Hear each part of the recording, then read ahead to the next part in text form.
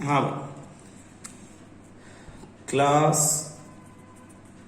12th chapter 5 exercise 5.3 question first find. Actually question first से ऊपर ही लिखा उसने फाइंड dy बाय dx। सब में dy बाय dx डिफ्रेंशिएट करना है। किसको पहले क्वेश्चन में देख लेते हैं।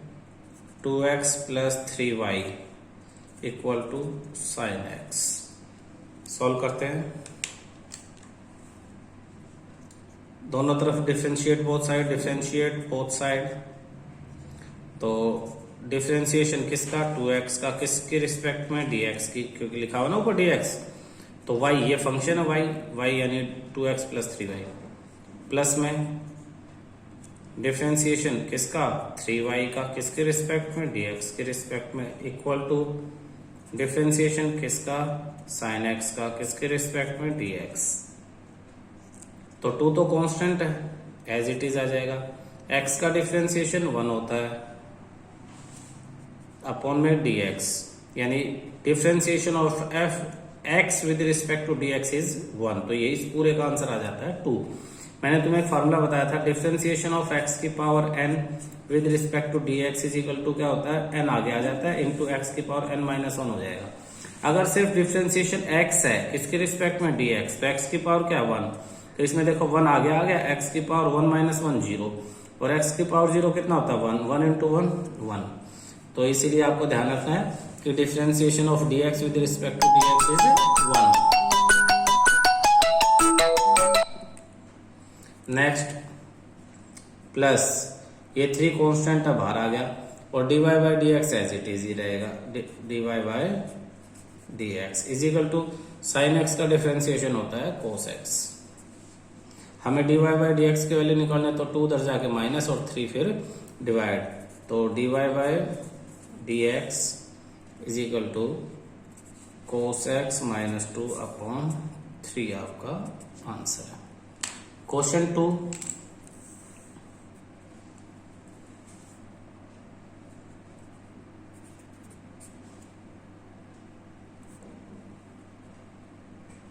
2x plus 3y equal to sine y।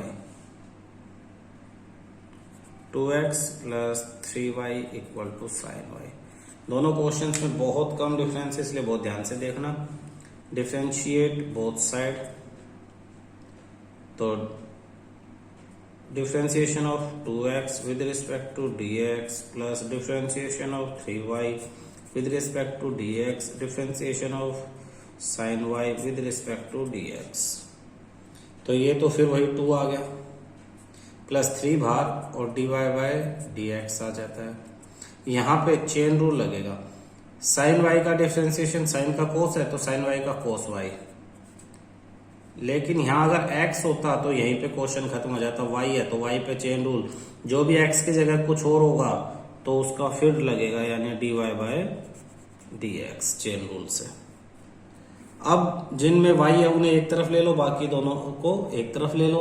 तो मेरे पास अगर मैं 2 को यहीं रखूँ इसको उधर ले जाऊं तो ये रह जाएगा 2 is equal to cos y dy by dx minus 3 dy by dx। तो 2 equal to cos y minus 3 और ये dy बाय dx मैंने कॉमन ले लिया।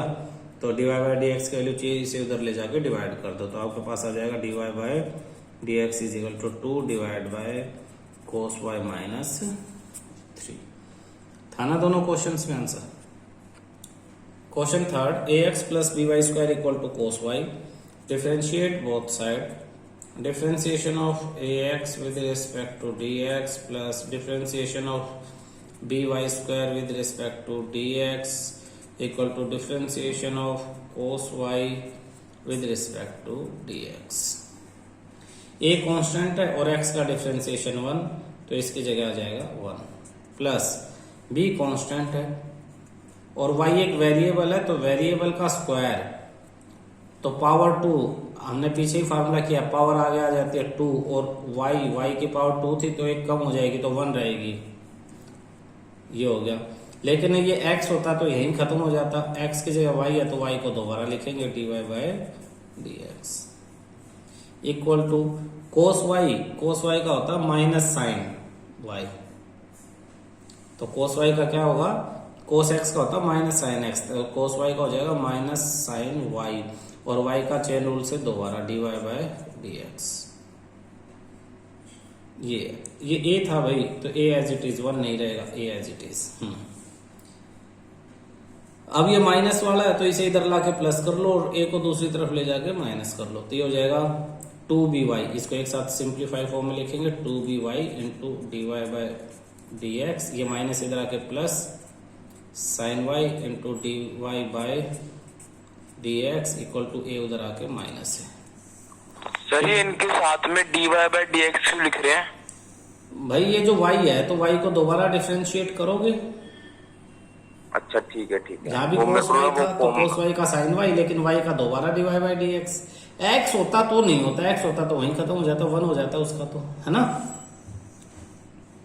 इन दोनों में से dy बाय dx कॉमन लेके मैं यहीं रख लेता हूँ, dy बाय dx कॉमन ले लिया, यहाँ क्या बचा अंदर 2by plus sine y equal to minus है,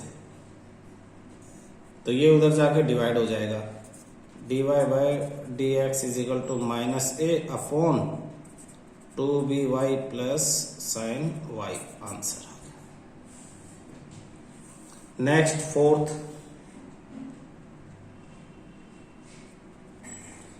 question 4, xy plus y square equal to 10x plus y।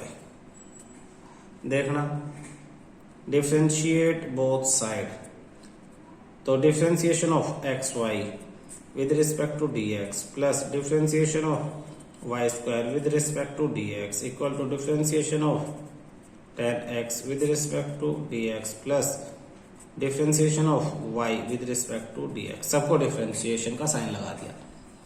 x और y दो चीजें हैं, दोनों वेरिएबल और दोनों मल्टीप्लाई में, तो यहाँ पे लगेगा प्रोडक्ट रूल। अब ये रूल मैं सिखा चुका हूं, यहाँ लगेगा आपका product rule.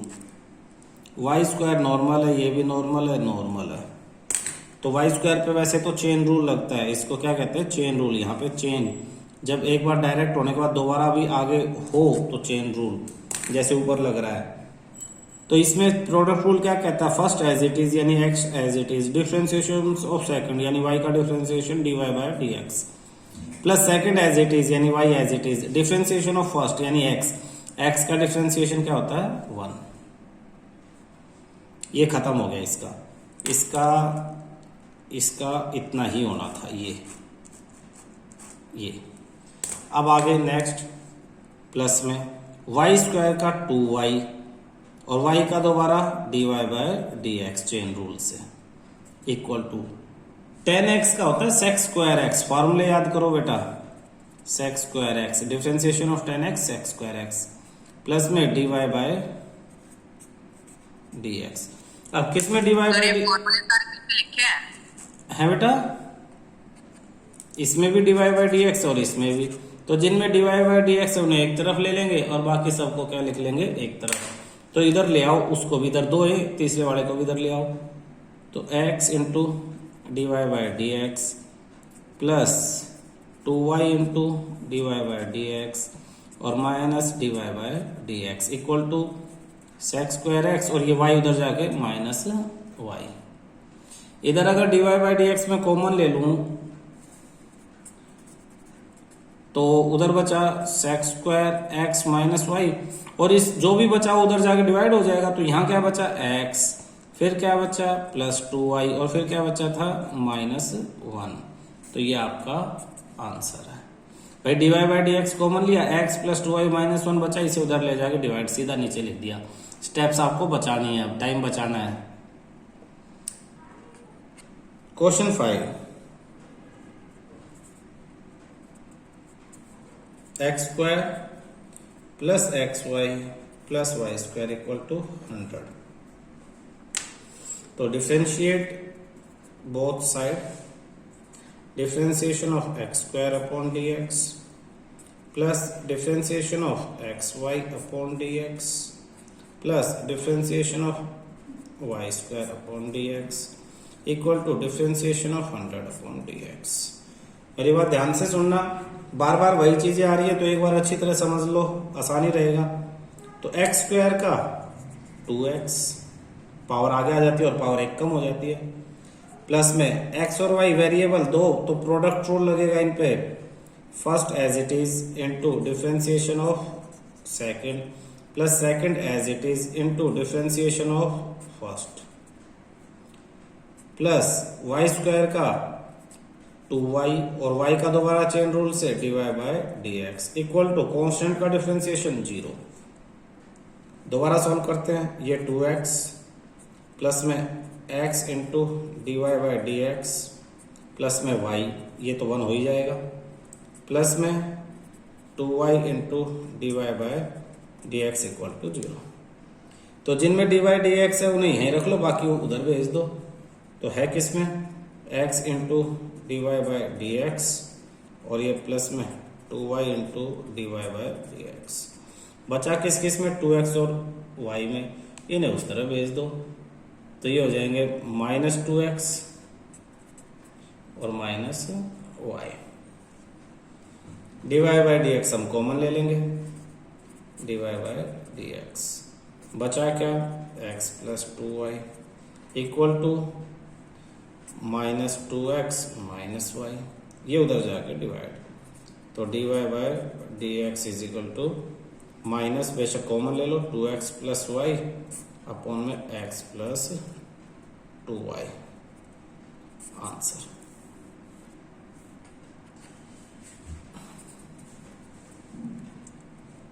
x³ plus x² plus xy² plus y³ equal to 81।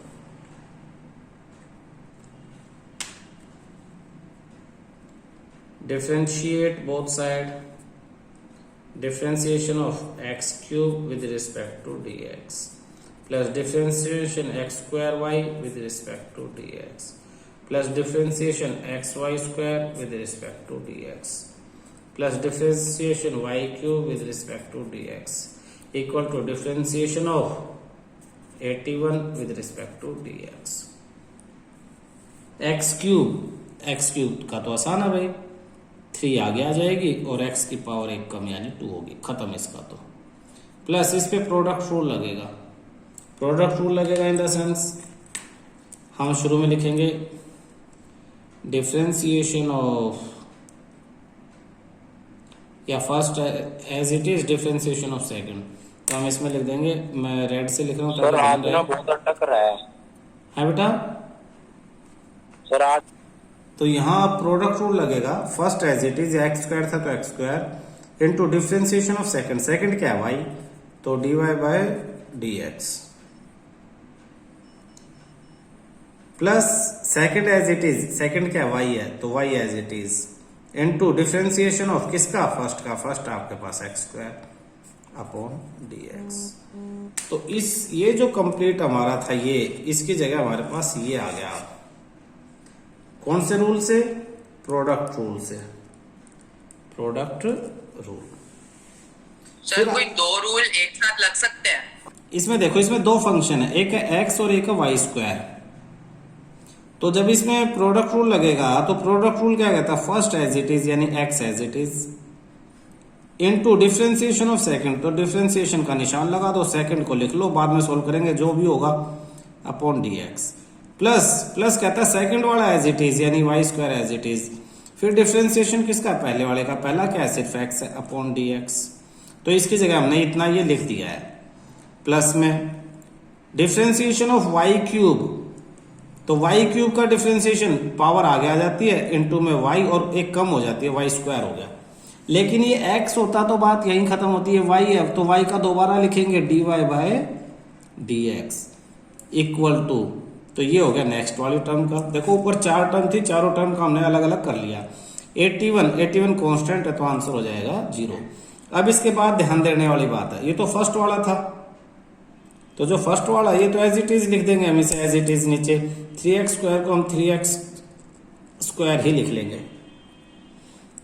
ये प्लस में, तो first term as it is. Second, इसमें कुछ नहीं हो सकता, इस वाली टर्म में एक्स स्क्वायर का कुछ करना नहीं है तो एज इट इज लिख लो, dy बाई डी एक्स का कुछ हो नहीं सकता तो एज इट इज लिख लो, प्लस y का कुछ नहीं हो सकता क्योंकि कुछ करना ही नहीं है, एक्स स्क्वायर का डिफ्रेंसिएशन हो सकता है, एक्स स्क्वायर का होता है 2x।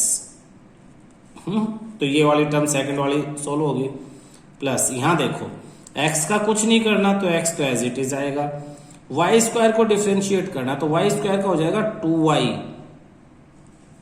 पावर आगे आ जाते हैं जैसे एक्स स्क्वायर का 2x हुआ, तो एक्स स्क्वायर के आगे तो हमने कुछ नहीं किया क्योंकि वो x था, लेकिन y स्क्वायर के आगे तो करेंगे, y स्क्वायर का 2y हो गया, अब difference is 2 dy by dx दोबारा, फिर प्लस y स्क्वायर कुछ नहीं करना एज इट इज, dx का x का क्या होता है 1, तो इनटू में 1, तो ये हमारी अगली टर्म होगी, प्लस 3 का कुछ नहीं करना तो 3 as it is, y square का कुछ नहीं करना as it is, into dy by dx का कुछ हो ही नहीं सकता तो एज इट इज लिख लिया, ये हो गया हमारा इक्वल टू 0।